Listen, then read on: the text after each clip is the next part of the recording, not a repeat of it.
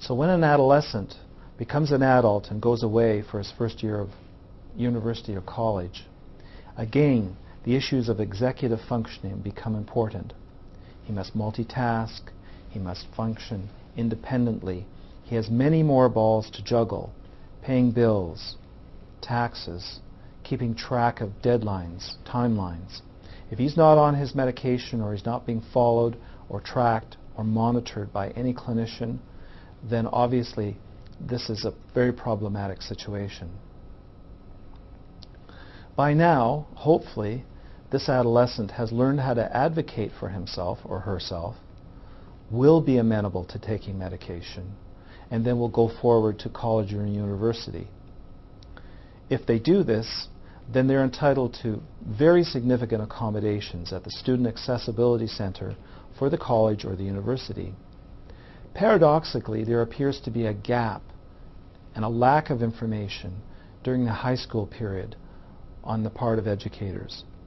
In each college and university, there's an office for students with disabilities, and they're hungry to have these kids come in and help them to have the accommodations they need. A note taker, technology for their own use, tutoring, extra time on exams, these sorts of things.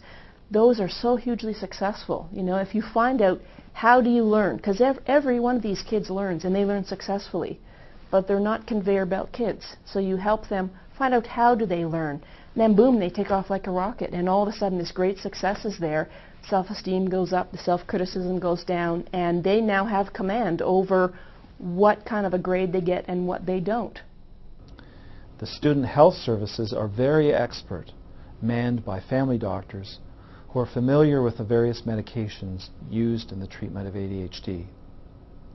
We often find that an academic mentor, an older student who's been around for a while, can help an ADHD adult familiarize themselves with first-year university college life.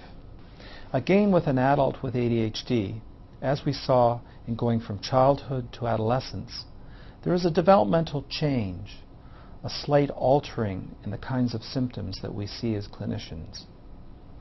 So, for example, in children we see flagrant examples of hyperactivity, impulsivity, and so forth. In adults, it changes into a kind of overly stressed, rigid, workaholic kind of style. This is where adults will self-select for very active pursuits. They're paramedics, they're firefighters, sometimes police officers. The impulsivity in an adult looks rather different.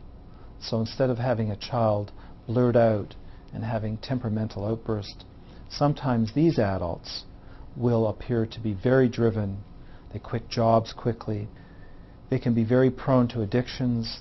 They can have temperamental outbursts, so-called road rage, those kinds of problems. Approximately 50% of adults will have some remnants of hyperactivity and impulsivity in the adult phenotype. However, the most important symptoms that you see with adults with ADHD are the inattentive ones. These are highly persistent across the timeline. Inattention, daydreaminess, forgetfulness, disorganization. Again, the academic or adult responsibilities have been ramped up exponentially. Many more balls to juggle. And then poorer executive functioning will reveal these kinds of deficits. So often we see adults that run late, are disorganized, and have difficulty being in marital relationships, tracking children, tracking the responsibilities of everyday life.